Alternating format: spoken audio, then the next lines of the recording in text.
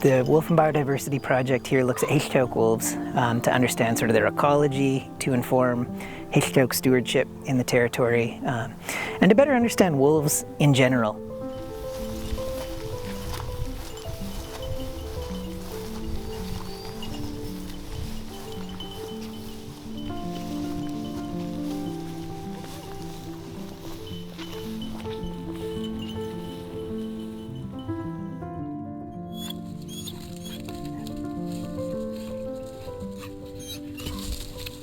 Yeah, our relationship with the wolves is something that's remained consistent all through the generations of time. Even though we've changed the way we occupy our landscape, we've still maintained the same relationship with these wolves. You know, previously our ancestors lived all throughout the territory, and so they interacted with them in you know, more different ways when they were there. Now that we're kind of concentrated in one place, we interact, you know, more sparingly with them, but our interactions and level of respect and reverence for the wolves has always remained constant. And you know, I think that goes right back to some of the nuyum that we have around the origins of our people and the interactions of our first ancestors with the wolves, and their ability to be nawalok and being able to go back and forth between a human and a wolf form is what is the foundation of that relationship that's persisted through to the present day.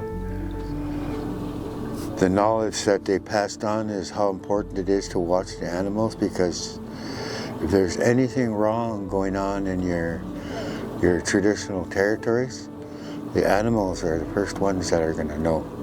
And that's from my grandfather, you know, he's the one that taught me that, you know, so that stuck with me all my life, and it became a routine. That's part of a guardian's life, is to know about all the animals in the territory. And that's the reason why I enjoy doing this work, because, you know, I've been studying animals all my life, you know, just learn their living conditions, what they live on, what they eat, you know, their diets. You know, it's gonna tell us what's all in the land, you know, when we know what's happening with the wolves and the bears and everything else, the whales, you know. So it's all important stuff, you know, that work that has to be done. The project itself was like really born in place. So it was born out of this curiosity for wolves. It was born out of conversations with William and with others of sort of seeing wolf trails, wondering what's going on, popping a camera up. And it's since expanded considerably. But one of the things that I really love about the work here is that, you know, it started with the wolves actually right around Bella Bella. Like, it started with, we sometimes jokingly call it the urban pack, because they're right on the edge of town all year. They're rarely seen. And then as we've learned about them, we've expanded out, but it's been this real organic sort of growth, very much, again, born in place. It's not this, we want to understand wolves, so where are we going to go in the world to learn about wolves? It's sort of being in place, seeing wolves doing incredible things here, and that then sort of inspiring each next step.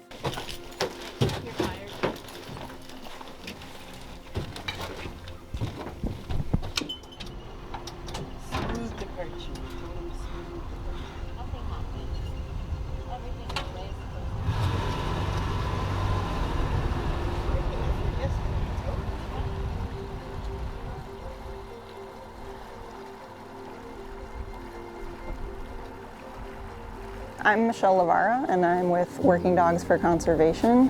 It's a nonprofit organization that's been around for about 25 years. And this is Charlie, and he's been with me for about 4 years, and he's been with the organization for about 4.5. He is a rescue dog that wasn't cut out for some other lines of work, but he is a great asset for our team. So we do a lot of different kinds of work. We actually will use dogs to do any type of non-invasive surveying. A lot of times we're finding scats, so we can use scats now for a lot of different things. Science has come a long way. You can get the DNA out of a scat and do diet analysis. You can test for PFA, you can test for pharmaceuticals, you can do heavy metals, flame retardants, and then you can also do species, individual, sex, like pretty much anything you'd need out of a scat nowadays. I think we'll target like an hour and a half for here, whatever, so we have to.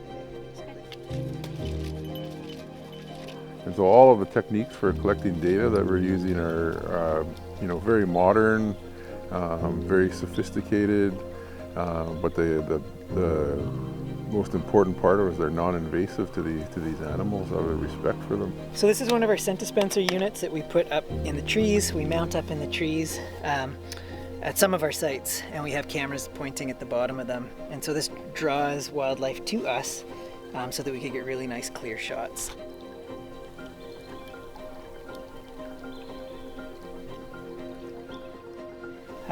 You can see that even just a wolf here, this is just one quick shot, but there's certain, you can see that the coloration of the face varies, and you can imagine this is one of these gray wolves with red in the body, which only really occur in this part of the world.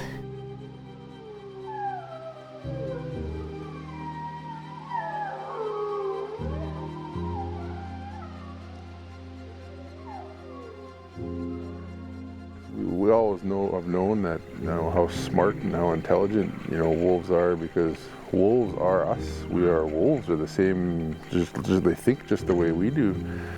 Thinking about some of the herm programs, like the green crab program, where they're trying to eradicate the European green crab species. And the wolves over time have watched our guardians set those traps, have been able to use their mouth to pull the traps. That kind of looked like the kind of damage that a wolf or bear might cause, but some of these traps were in water that's so deep that the traps were never exposed on a low tide. So what could possibly be doing this? So we set up some remote cameras to understand who is doing this, to inform a response to it. I think it was the second day the camera was deployed, we got footage of this wolf walking to shore with a buoy in her mouth. So she pulled the trap out of the water and then proceeded to open up the bait cup and eat the bait within, which is incredible behavior if you think about it, that this wolf understood the float was attached to a wolf trap. She knew how to pull the wolf trap up. She knew if she pulled the wolf trap onto the beach, she could get food, etc. So really intelligent, really incredible, sophisticated behavior, where they're not constantly persecuted. They get to be old, they get to have elders in their society, and there's a lot of question about what that means, and is this maybe a place, sort of a true benchmark for what wolf culture looks like, wolf ecology, etc.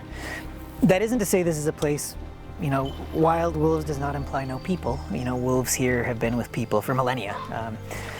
They've always been with people here, but that the relationship with people here is so different than in places where wolves are, trapped, poisoned with strychnine, all these other things, and it just shows in these old wolves that we have here.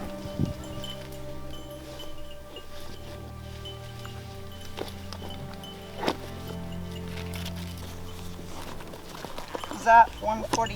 147. Yep.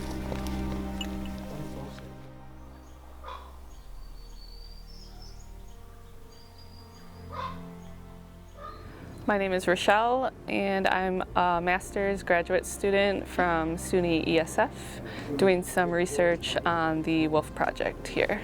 We're using the camera trap footage, both videos and the images, to try to ID individual wolves and get a minimum population estimate of certain packs in the region. And then we'll be using the scat data that we collect here to validate that method. So it's really cool to see it on the ground and kind of use all the skills I've built on the way to get here, and then experience the nature, and it's kind of the fun part. So during the school year we study hard, but then this is kind of, even though it's also hard work, it's kind of pays off, like everything that we've done.